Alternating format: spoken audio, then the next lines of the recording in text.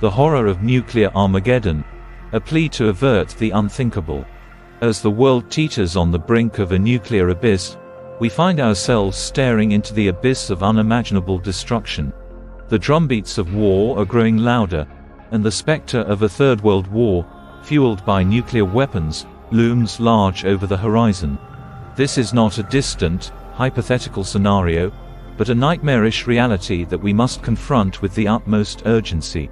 At the heart of this escalating crisis lies the role of certain NATO members, who are deliberately extending conflicts like the Russia-Ukraine war by funding, arming, and providing tactical support. Additionally, the ongoing conflict between Israel and Palestine also threatens to suck other nations into its vortex, further exacerbating the precarious global situation. The stakes have never been higher. Should the unthinkable occur, the consequences will be catastrophic on a scale that defies comprehension. Nuclear fallout would blanket the globe, unleashing a lethal barrage of radiation that would ravage human health and the environment for generations to come. Imagine entire cities reduced to rubble, lives snuffed out in the blink of an eye, and the very fabric of civilization torn asunder. The fallout would be truly global in its reach, contaminating the air, water, and soil, poisoning the food chain and devastating ecosystems.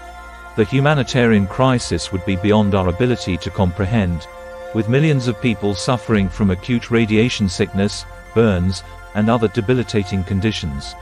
Famine, disease, and social collapse would follow, tearing the very fabric of human civilization. Yet, it is not too late to avert this catastrophe. The political leaders who hold the fate of the world in their hands have a moral duty to their respective populations to step back from the brink.